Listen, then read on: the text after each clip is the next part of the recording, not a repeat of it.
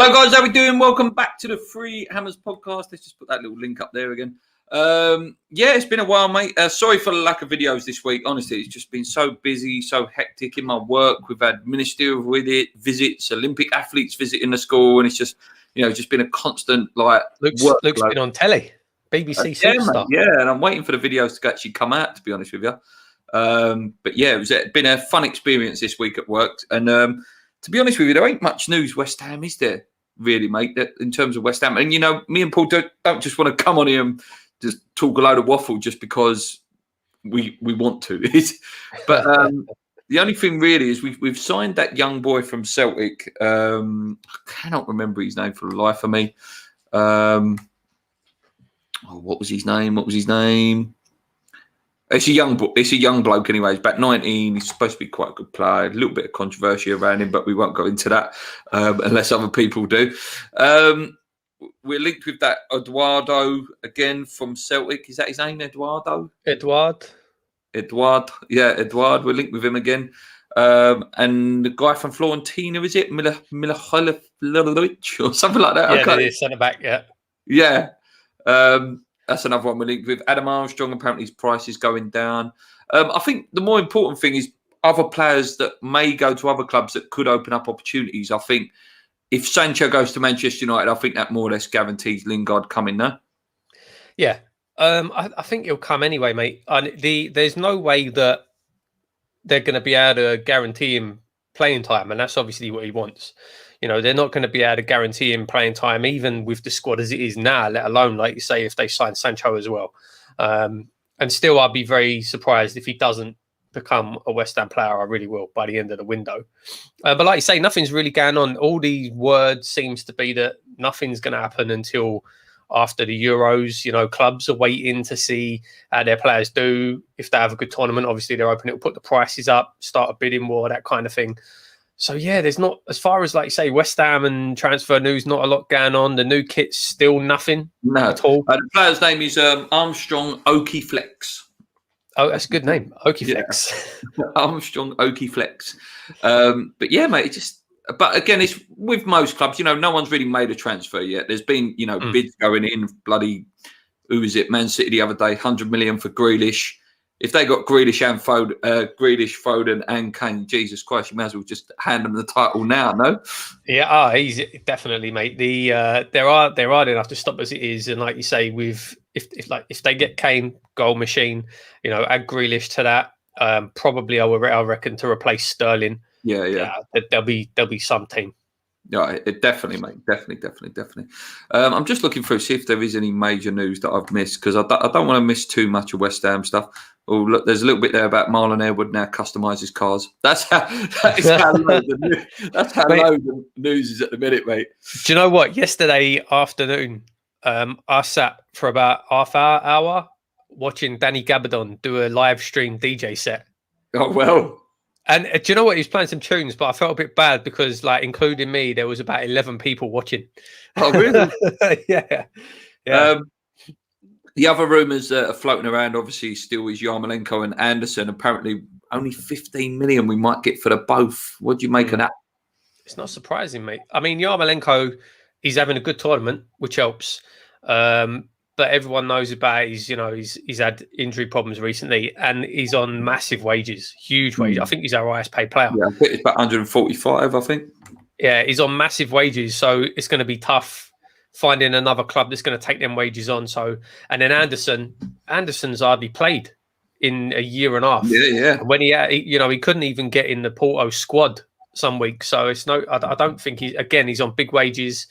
I don't think Anderson's really got any value at all. I've heard Leeds might be looking at him, because obviously they play that gung-ho style, don't they? If he went to Leeds, mate, he would do it. We'd be saying, why didn't we keep him? Why did we sell him? Because he'll be allowed to sort of do what he wants to do, like just stay up top. And to be fair to him, I used to thought he defended quite well. He did. And he was decent enough. Yeah. Wasn't good enough. Yeah. Definitely. I mean, he's a confidence player, hugely a confidence player. And when he was confident and he was taking players on, that's when he was at his best. He was taking players on, taking shots. But then his confidence seemed to go and he stopped taking players on. Instead of running at somebody, he'd stop, pass it back to Noble or Cresswell, and I don't know. I don't know. That confidence was gone. I did read that apparently he wants to come back to West Ham and try and get back into the fold of things. Which I mean, he's going to say that anyway, and he hasn't really got many options. I did like him. I did give him a lot of patience, but I don't think he's got a future. Another name I've just read there, because I'm going through Google News just seeing what rumours are out there. Martin Braithwaite, Barcelona player. Obviously not an elite Barcelona player, but he scored a few goals from last year. Yeah, what do you make of him? I like him. I've liked him for a while. Winning at Leeds, Braithwaite. Middlesbrough. Was it Middlesbrough? And I think he's a good player. Yeah, obviously, like you say, he's not, yes, we're signing a player from Barcelona potentially, but he's not, an elite, one of those players. He's not Messi, he's not Suarez. Yeah. But like I say, he played from last year, made a few appearances, scored a few goals. I'd be happy to see him come in. I think he's a decent player. He's a good runner. I like him. I think if he came in to be the signing, I'd be disappointed.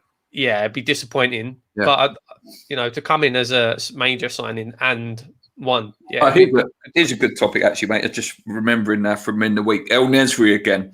Loads of rumours again about 40 million bid's going to go in, bloody. He seems to constantly say in the press, I don't want to go. I'm happy at Seville, and who wouldn't be? They're a fantastic club in the Champions League next year. Do you sense a Carlos Bacary sort of situation here, or who was it? Or it was last year, wasn't it? Do you sense that sort of situation that we wanted him, we tried, and here comes Emi through the door on the last day? I don't know, because it's all paper rumours at the minute. I mean, the thing is again, we said this before. If Moyes says, I think he's the one that fits into my system, I think he's the one to score us goals, then the club has to go out and go for him. But then, like you say, if he doesn't really want to come, what's the point? You are going to have another situation where a player turns up, don't really want to be here. Yeah, I don't think it doesn't seem like a recipe for success. But I don't know. There's been nothing from Sullivan that I've seen. They've been very quiet.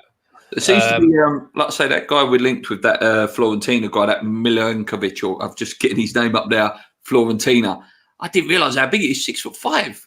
He's meant to be like an absolute unit of a geezer. He's quite a good age as well. He's 25 or something? Yeah, that's Moyes all over, that is. No, 6'5", midfielder, solid. Apparently Alex Crow as well. Rumours are that's dying down now. Yeah. He hasn't impressed me, actually. I've made a point of watching him. He hasn't impressed me, to be honest with you. Soufal is just playing like how he does for West Ham every week, every time I've watched him. Soufal's probably been their best player. But no, like you said, and I think a lot of people have said the same thing with Crow, that he doesn't look like a Premier League player. He hasn't really impressed. You sort of think, well, is he a player we need to sign? I don't know. I can't see that having legs. I don't think that will go anywhere. What is it? Rumours have come up again. The guy that you were quite keen to sign doesn't look like Daka is going to sign either. It looks like Daka is going to Leicester. They're going to have a bloody good side next year, Leicester. Very good side. Go on, mate. Yeah, go on. Yeah, no, like I say, the rumours don't. It seems to have gone pretty quiet. As I say, everything seems to be that nothing's going to happen until after the Euros. So we've got a couple of weeks really. We're going to have to wait before we get any actual. No, mate, it's a shame, but it seems like every club's got that, And I personally do think, I keep saying it, that Harry Kane one, or Sancho, Grealish. That's going to spark so much movement, and then. Chelsea, are they going to go and buy Haaland, or will they think, actually, we've got to go and put that £100 million bid in for Declan Rice? I'm telling you now, Ben White is 50 million to Arsenal. Declan Rice confirms that he's worth 100 million. Yes or no? Oh yeah, absolutely. I was really surprised that I don't even know where Arsenal were getting that kind of money from. To be honest, I was 50 million for a defender. That's quite a lot of dough for a centre back. Surprising. Like you say, that just confirms the price of of Declan, and like you say, 100 million for Grealish. You know, the prices for these English players, homegrown players, madness. Yeah. So and what yeah, I do no. like, it seems like Aston Villa are going to go, well, actually, I want a bit more at you. Which, you know, is good. I like that. But you know, our chairman, and I'm going to swear a little bit here. You know, our chairman, mate, 100 million bid come in, they'd shit themselves. They would, wouldn't they? They go, oh God, 100 million. Yeah, but I think the problem is that the other chairman and the other clubs know that about Sullivan. They probably think, oh, if we bid 50 million, he'll be like, 50 million. So I don't know. You don't trust them at all. I still don't think Rice is going anywhere this summer. I don't think he's going anywhere. I think it was you, mate, that actually said it a couple of weeks ago that, I didn't put it into. I put it into a video the other day about it's Mark Noble's last season, and that's one of the other reasons I don't think he's going anywhere. That, and that we're in Europe as well. Yeah, I mean, no. Why would he? Why? I don't know why he would go at this stage. I don't know why. You know, like you say, clubs into Europe, into the group stage. So it's not even as if we're going to go out in the qualifiers. You know, we're guaranteed a good few games. As you say, Noble, who's been mentoring him for the last few years, his last season, he's going to want to see it, play with him and see him out for his last season. The fans are back again, hopefully next season. So, you know, this season, obviously, they've missed that chance to play in front of the fans again. I don't see any reason why he would go this summer. I really don't. You know, even if and he's having a decent Euros, you know, but even if he has a real decent Euros, he's got the World Cup next year as well. You know, he could go after that, couldn't he? Exactly. I can't see any reason I want why him to go, but no. Mitchell says if City get Kane for 200 million, I can't even be asked to watch football anymore. I tell you, it'll put them just leagues ahead again. Just them two signings would make such a difference. I do another thing I did read, mate. Before we move on to the Euros, I did see that. A thing about potentially Moyes playing about with positions again next year. I read an article that Fredericks could be used as a right winger next year. I know you'd be keen Lanzini used as a deep line playmaker a bit more often, maybe playing Mark Noble's role. Benrahma playing the left-sided forward. And there was one more that really threw me, because apparently they're not going to sell him, is Diop. Apparently they might use Diop as a CDM because they don't feel he's got the mental awareness to play as a top level centre back. What do you make of some of them? All of them, I can see. Fredericks as a right winger. Yeah, I can see that. He would have to work on his end product, but when he played on, you know, the last few times, I don't think he had a bad game last season. No, exactly. That has obviously come on, and when he's been brought on as a sub, that's where he's been brought on to play. Although a couple of times he's brought on as left back, but that's because we didn't have another one. So yeah, no issue with that at all. Lanzini in that, you know, playmaker role, deeper playmaker role. We saw what he can do there, you know, last season. Yeah, no problem with that at all. I think he'd be fantastic there. Benrahma, yeah, you know, left-sided forward, absolutely, he can do that role. And this is the thing as well. If we don't, and I know I slated Benrahma quite a lot last season. He disappointed me. He wasn't as good as I hoped he would be. He was disappointing. If Moyes can get a tune out of him, you know, with a full pre-season under his belt, try and make Benrahma the main man. If Lingard doesn't come in, make Benrahma that man. You know, let him play there. Let him play that same role. Yeah, I've got no issue with that. Diop is a strange one. Is he trying to back to Rice? That really, isn't it, mate? Are they trying to blood him to get him ready? You know, for when Rice goes. I think the thing with Diop, it's funny because last season, you know, Diop loves a run out of defence. He actually, you know, you've seen it a few times, carrying the ball out into midfield and playing a pass. So maybe, obviously he would need to be developed. You know, his passing massively would need to be improved. But even then, like playing that CDM role, you've got to have that awareness. You know, like that's why Dex is so good, because he can see that danger before he has to do anything. He's very rarely chasing back Rice, is he? Because he's already done the tackle. Yeah, I don't know about that one. It'd be interesting to see if he can develop into that player. But I don't know. I don't know. It'd be an interesting one to see. We'll see. We'll have to see on that one. Yeah. I know we've discussed it before, but I didn't even know that Hammer of the Year hasn't even been done yet officially. The voting's out again, so it's worth a little discussion for 5 minutes. So let's go through the awards, shall we? Work our way through. So individual performance of the season. So individual performance of the season is going to go to Lingard against Aston Villa. Yeah. I'm trying to think of any other big individual performances. Maybe like Soufal against Grealish was fantastic. You know, let me see what options. Antonio, was it this season? Was this season, wasn't it, when he scored the 4? No, that was last. That was last season. Right. So these are the options they're giving you, right? Jarrod Bowen against Wolves. Obviously, came on and scored 2 in that game, didn't he? Souček against Palace, Lingard against Villa, Lingard against Wolves, Antonio against Burnley, and Pablo Fornals against Southampton are the options they're giving you. Yeah, I think Lingard. I think Lingard for that. Yeah, he's got to be in it. The Villa or the Wolves game for that absolute wonder goal as well. That was a really good goal, but I think it was just the impact. Yeah. For me, it'd be the Lingard in the Villa game. Okay, the next one is the team performance of the season. The options they're giving you are 4-0 at Wolves, 3-0 Leicester, 2-1 Liverpool, 2-1 Tottenham, 3-2 Leicester, or 2-1 Burnley. I think the Leicester game was a really good performance for me. Fantastic performance for me. So I'm just going to put that up, mate. Thank you very much, Danny. Appreciate you, Danny. Appreciate it, mate. You know, anyone that bids in. I will answer that in a minute. All right, I'll come back to that in literally 2 seconds, and I promise. So team performance for you, mate. Leicester for me. Yeah, I'd agree with that. It's. I think the whole season has been, like you say, it's been more. This whole season has just been about the team performance. Really, how well they've worked as a team. Yeah. So many, there's a lot of games you could pick out. Take your pick from any of them, to be honest. But yeah, so I'll agree with you on that one, mate. Next one is probably the hardest category. Goal of the season. For me, it's obviously Lanzini. There's no doubt, is there? There isn't. I know that. Listen, some of the goal options here.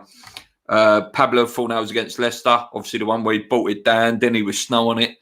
Lanzini, Tottenham. Antonio versus Man City, sort of like a scissor kick, weren't it? Haller's bicycle, which was a great goal. Obviously, it was a great goal, wasn't it? Souček versus Villa, I can't remember that one. Lingard versus Tottenham, yeah, it was a good goal on the left foot, wasn't it? Lingard versus Arsenal, great goal from the edge of the box. Lingard versus Wolves, great goal. Fornals versus Wolves, what was that one? Fornals versus Wolves, and then Benrahma versus Brighton, yeah, which again was a really good goal, actually, wasn't it? I can't remember Fornals against Wolves. Can't remember that goal. Bowden will tell us in a minute.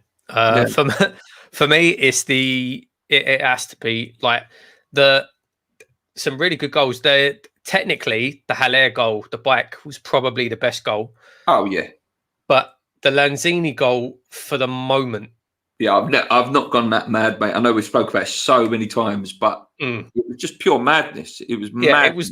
It was the moment of it was just special. That's a goal. How many times I've watched that goal? Where the Haller goal I might have watched 2 or 3 times. That Lanzini goal, I could literally just keep replaying the video.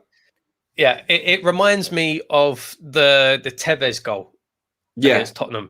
Yeah. The moment of it is bigger than the goal itself, and it was still an incredible goal, an incredible strike, but just everything around it. That is a goal that's going to be a goal that we talk about for years. In regards to because there was a really good video that came on Sky Sports YouTube the other day. In regards to the greatest ever last-minute injury time goals, obviously barring Aguero. How high up there is it?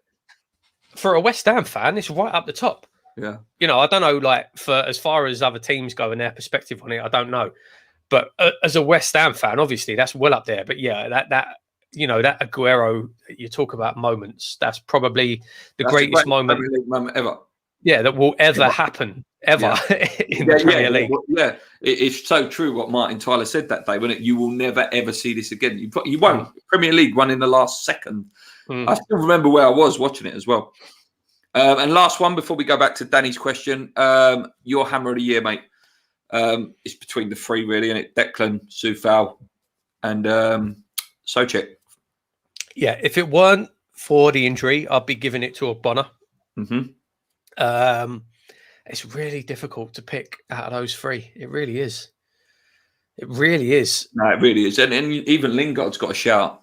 You know what I mean? Yeah. Boom. Yeah. Again, half a season, but what half of a season it was. Yeah. If I was pushed and said, right, you have to pick one, I'd probably pick Souček just for the goals that he scored, as well as his overall impact. I think I would have gone Big Tom, but Vlad is so close for me.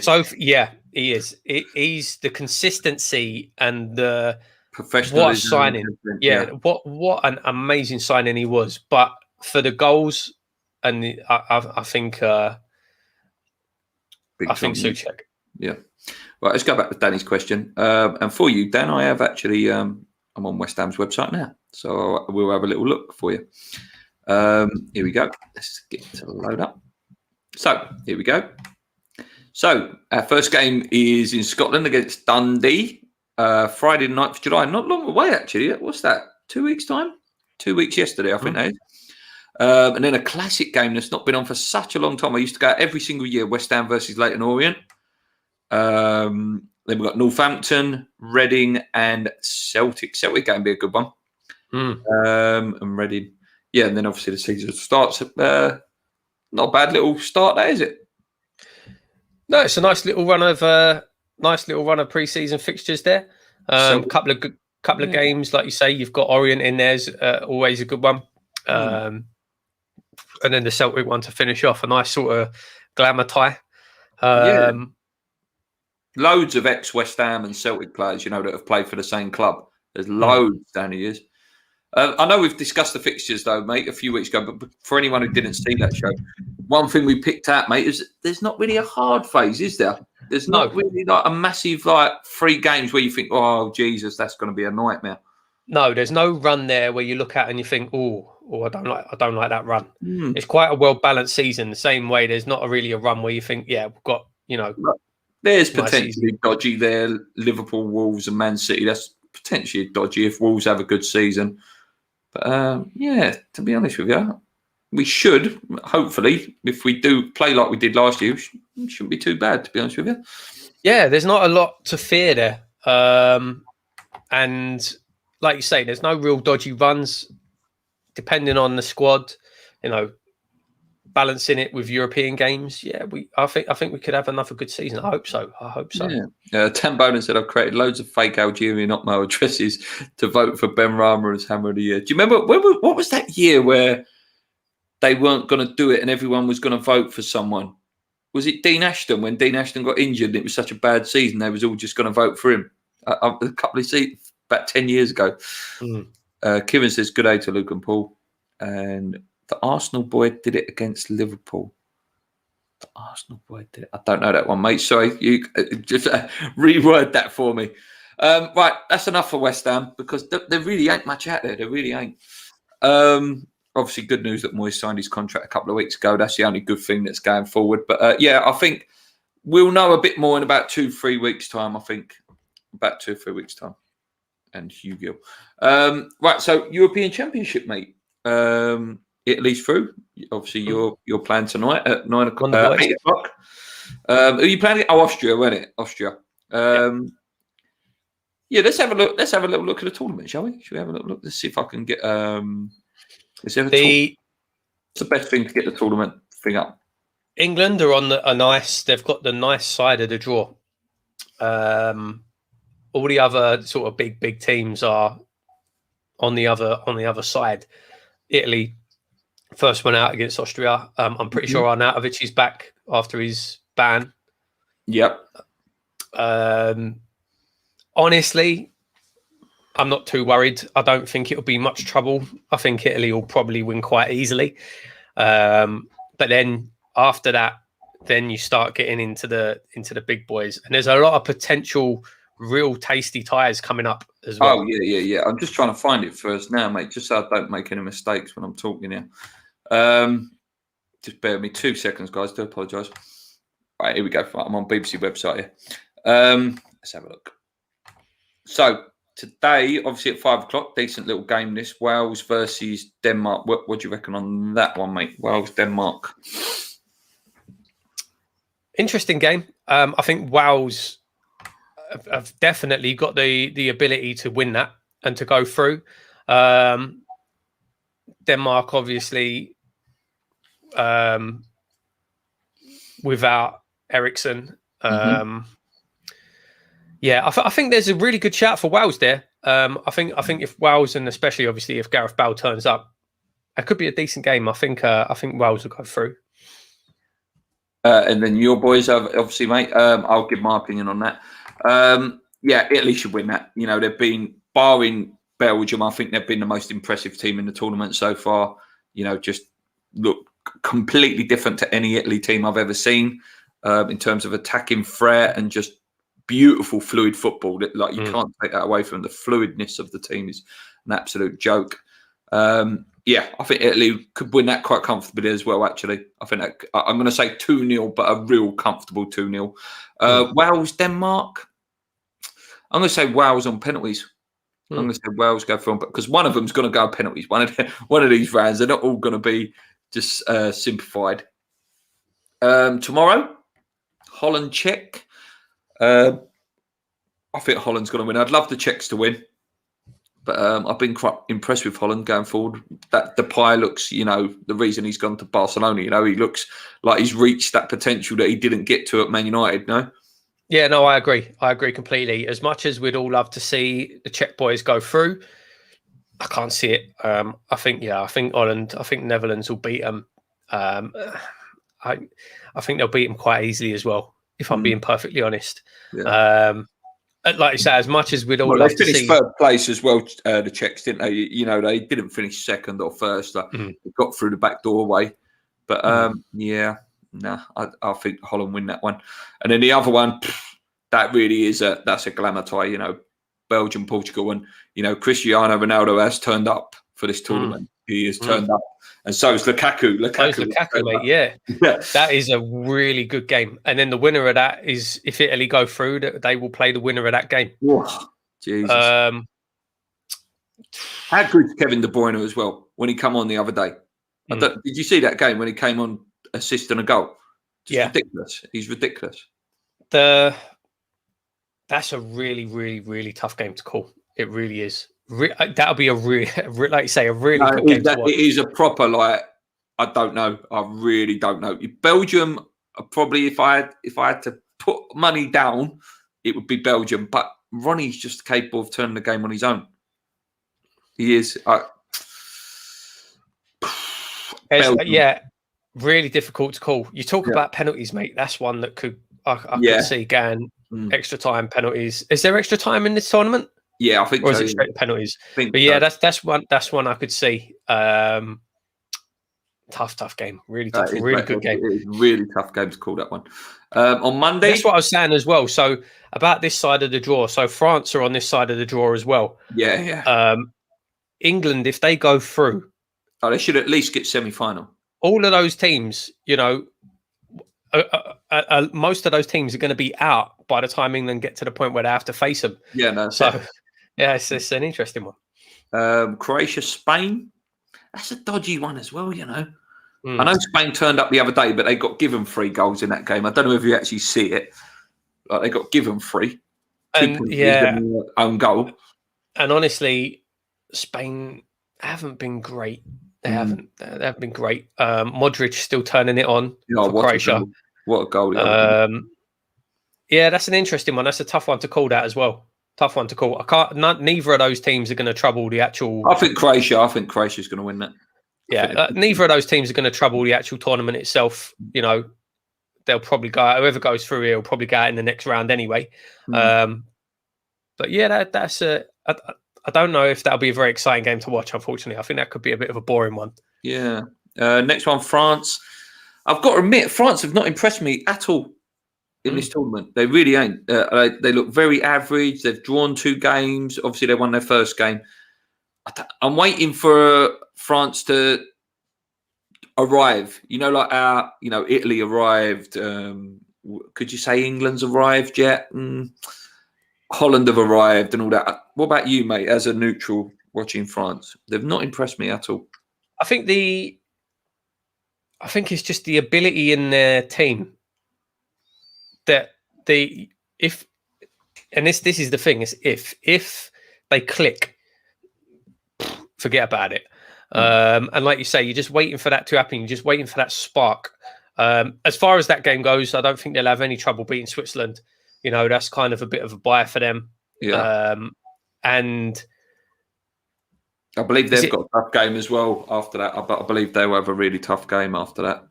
I think if they win, then they'll play.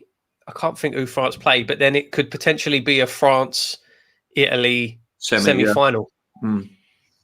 Yeah. Which would be a great game. Replay of the 2006 World Cup final.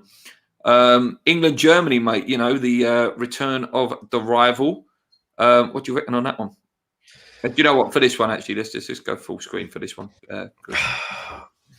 Who knows? Who knows, mate? I really don't know. England haven't really impressed me either, to be honest. 2 goals, both from Sterling. I don't know. There was a bit of excitement in the last game, playing Grealish and all the rest of it. But Kane hasn't done anything at all. He's been completely anonymous in this tournament. What I would say about England, and here's one for you. If those chances have gone in, like the first game, Foden hit the post. Yeah.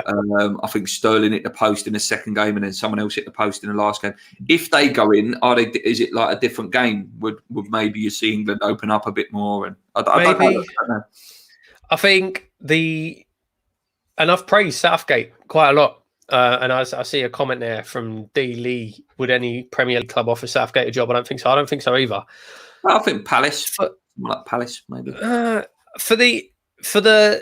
I've praised Southgate recently for the players that he's picked. He's picking exciting young team. He's picking the good young players coming through.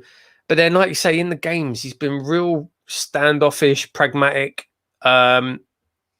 England's strength at the minute is our attacking players. Let them play. Let them play. And I feel like they've been shackled a bit. And I don't know. Germany have started to turn it on a little bit. Well, yeah, they did turn up in that last game, didn't they? Like Muller. Muller's always reliable. Muller's such a fantastic player, man. He's such a legend. They've started the ability to hurt. They have got the ability to hurt. They've started turning up. They've started turning it on a little bit. And I think it's going to be but this is the sort of game that England always seems to just do well in. Obviously, I think England have got to win. I do, and I think again, I know I keep saying about penalties. I think England are going to win on penalties. I do. I think it might be a tight game, 2-2. And I think they might just edge it on a pen. Just as long as Declan Rice don't miss, mate. As I said to you in the chat the other day, that would be heartbreaking. Declan I think Rice, as far as penalty takers go, Rice is going to be way down the list. He's not. There'd need to be a lot of going on before Rice takes a penalty. Really difficult game to call. I think England will go through, based on nothing but a hunch. I just think England will go through. But England need to sort of. I don't want to see them try and. They need to arrive, don't they? If they're going to go and win it now, they need that. They call it. You remember the Holland performance, 1996, the 4-1 win. They need that. Then they maybe will announce themselves. And then the last game, mate, is the Sweden versus Ukraine. Again, another bit of a damp squid, whatever it is. I see that on IT Crad the other day. Squib. Is it a squib or a squid? Literally, IT Crad did the same joke the other day. What do you reckon? Sweden for me. Sweden look quite tasty, actually. They're not too bad. Got some good young players. I'm trying to think. I don't know if I've actually watched a Sweden game or a Ukraine game in the tournament, so I don't really know. That young striker, I remember you had him in your FIFA team a couple of years ago. Oh, what was his name? You had him in your FIFA team couple of years ago, Swedish geezer, and you played him with Ibra up front. Mixed race guy. Oh, I can't remember his bloody name. Bear with me. You call something like Isaac or something like that. Sweden team Euros. You definitely had him in your team because I remember you saying he was really good. I've had a lot of teams over the years in FIFA. Yeah. Right, 1 minute. Sweden Euros team. It is Isaac. Yeah, Alexander Isaac. Don't remember him in your FIFA team? Not really, to be honest. Oh, dear. Yeah, I believe you had that card. I'll just show you quick, mate. I don't know what else cares. I believe you had this card in your team, mate, last year. This one. Do you remember that? Oh yeah. I do remember that. Yeah, he was good. He was good. Yeah, he's impressed me actually. A couple of games I've seen. Yeah, it is Isaac. Yeah, thanks, Dan. So obviously after that, mate, like you say, I think this site does it. I think the BBC does it. I know it just says quarterfinal 1, quarterfinal 2. So with the draw as it is, mate, like you say, mate. Whoa, what happened there? Like you say, there's a side of death, shall we say? Do you think the winner still comes from that side of the draw? Yeah. I want to get out now. Euro 2023. Yeah. Can you share a screen? Can you do it as well? I don't think so, no. Wait, maybe I can.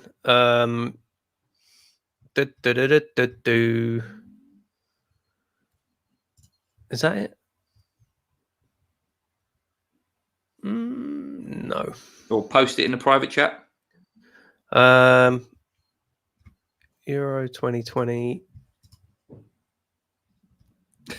Southgate is more conservative than Margaret Thatcher.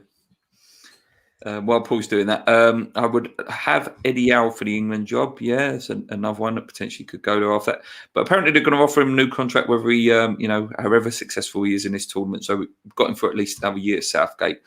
So that's an interesting one. And yes, it was Isaac. So I'm just waiting for Paul to find the tournament. Right. You can find it. Okay, I've got it. Yeah, Let's put it in the see. private chat, and then that link I should be able to share it then if I click on that link.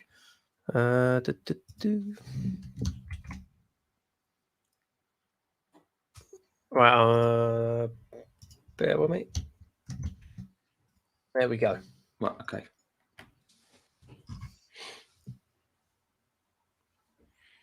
Right, there we go. Right, so look at this technology, guys. Yeah, the excitement. I barely contain myself. Just to look at a wall chart. Oh, but the teams ain't even there. They are. No, they're not. Oh, God. Don't worry about it. Don't worry about it. Yeah, I think for me, if I was putting money on now, I think Belgium for me. I think Belgium are just going to have a little bit too much for that side of the draw. What about you? I don't know because, like I say, like your boys though. I do. I really do like Italy. I do. I think they're fantastic. Yeah, the Sky have only got half of it, which is weird. So they've got the other side of the draw. So Sweden, Ukraine, England, Germany. Oh, Netherlands are in that side as well. Netherlands, Czech Republic. But they won't face them until. Yeah, I think it's semis, isn't it? Because it could be a Wales-England semi-final. Which would be tasty. What's Mitchell saying? Mitchell is saying Mancini's stock's never been higher. Do you think him as signing a long-term deal stops him getting approached when the Euros finish, Paul? Or will he leave if he gets another offer? What do you think? I think he goes to the World Cup, Mancini, now. I think Italy would have a fantastic chance in the World Cup next year. You give that team another year to develop. I think so. I think he'll probably want to take this team to the World Cup. If he wins it, mate, look, I can see on your shirt there you've got 4 stars. You get that 5th star, you're level with Brazil then. You know what I mean? Who wouldn't want that mantra Do you know what I mean? Yeah, yeah. I think he'll. Absolutely, I think so. I think they'll. I mean, when you say when the Euros finish, do I see him getting approached?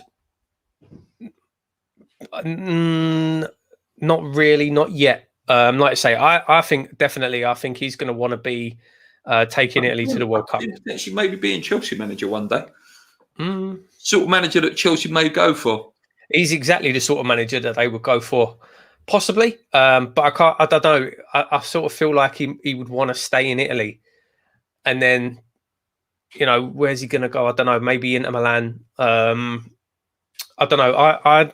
I think he's going to stay, and I think he'll stay. Take this team to the World Cup. You've been saying it for a while, mate. You've been saying for a few weeks that, you know, this is the sort of team that they're still gelling. You know, this could be the sort of, yeah, okay, they've announced themselves. They have another sort of year and a half, because it's a winter tournament, isn't it? Not long, it's not long at all. Yeah. To sort of really cement himself, go and have a really, really strong World Cup. And I think he's going to want to stay with them for that. I don't think he'll stay past that, and then you'll probably see him move on. But no, I think he'll definitely stay. I think he'll definitely stay for the World Cup. Yeah, no, mate, I agree. And last thing then, mate, on England, how far do you think they'll go? They should get semi-final. They should. Yeah. Like I say, this is weird that it's only half of the teams. But yeah, you're talking, if they get past Germany, then it's Sweden or Ukraine. Yeah. You know, if they get past Germany, they should be looking at a semi-final. They should be. I don't think they've ever beat Sweden in a major tournament. Sorry, they have. No, they have. They have. When Joe Cole scored that worldie. Yeah. Anything else, mate? Because I think otherwise we'll wrap it up there. We won't go on forever and ever and ever. Anything else? No, like I say, I haven't really seen much else news-wise. Everything's pretty quiet at the minute. We're just sort of waiting for this tournament to end, and then all the transfers will get in full swing. Hopefully next week, maybe we'll see the new kit. Hopefully. I was reading that apparently the last week of June is when they did it last year. So hopefully we'll get to see it soon. I'm a big fan of all the kits, so I like to see what's going. But yeah, there's not, like I say, not much going on, mate. There's not at all. Looking forward to these knockout games getting started. I can't wait to watch them later on. Can't wait. Because the group stage, I started getting a bit fed up with it, to be honest. Yeah, I did. A lot of games were a bit dead, weren't they? Towards the end. And I think because of the whole third place thing, for me, that took a lot of the excitement out of it, because it didn't really matter. A lot of the games didn't matter because the teams knew that the top three were going through anyway, so they didn't really care. I don't like that they did that, to be honest. I see why they did it. You know, they wanted more of the big teams guaranteed to go through into the knockout stages.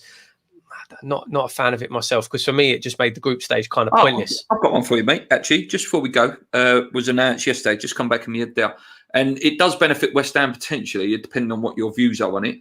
From next season, European away goals are scrapped. Did see that.